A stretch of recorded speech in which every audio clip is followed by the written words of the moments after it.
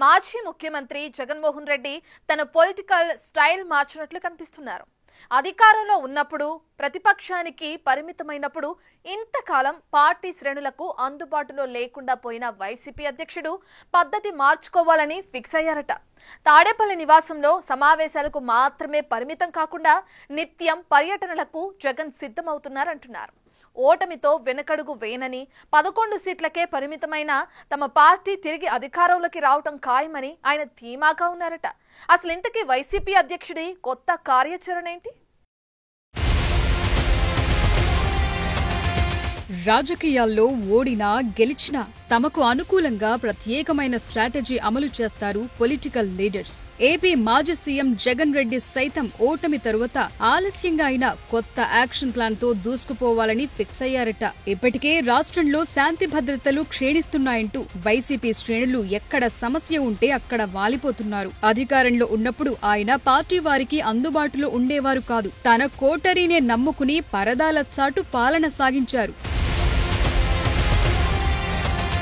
అయితే ఓటమి తరువాత జిల్లాల నేతలతో తాడేపల్లిలో సమీక్షిస్తూ ఘోర పరాజయంపై పోస్టుమార్టం చేసుకుంటున్న ఆయన ఇక రూట్ మార్చుకోవాలని ఫిక్స్ అయ్యారట. 4 గోడల మధ్య సమీక్షలకే కాకుండా ఇక ప్రజల్లోకి రావాలని కార్యాచరణ సిద్ధం చేసుకుంటున్నారట.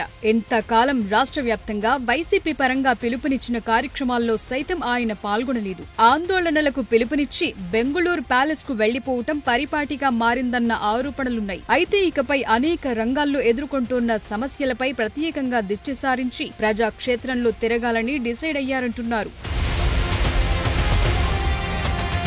ఏపీలో కూటమి ప్రభుత్వం ఏర్పాటైన సంవత్సర కాలంలో జగన్ పార్టీ నేతలతో సమీక్షలకే పెద్దపీట వేశారు. జైల్లో ఉన్న పార్టీ నేతల పరామర్శకు పార్టీ క్యాడర్ పై దాడులు జరుగుతున్నాయని ఆరోపిస్తూ అడపాదడపా మాత్రమే బయటకొచ్చారు. సదరు పరామర్శ యాత్రలు కూడా ఎక్కడికక్కడ ఉద్రిక్తతలకు దారితీసి ఒకంత వివాదాస్పదమయ్యాయి. ఇకిప్పుడు నేరుగా ప్రజల్లోకి వెళ్లి ఏపీలో ప్రస్తుతం నెలకొన్న పరిణామాలను అనుకూలంగా మార్చుకోవాలని భావిస్తున్నారట.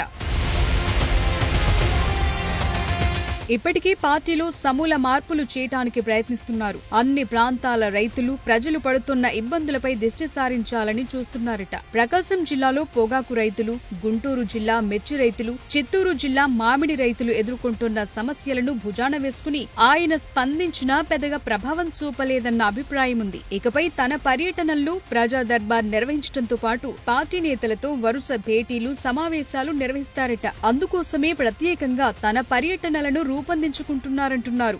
రానున్న రోజుల్లో వారానికి ఒక జిల్లాలో జగన్ పర్యటన కోసం వైసీపీ నేతలు సన్నాహాలు చేస్తున్నారట.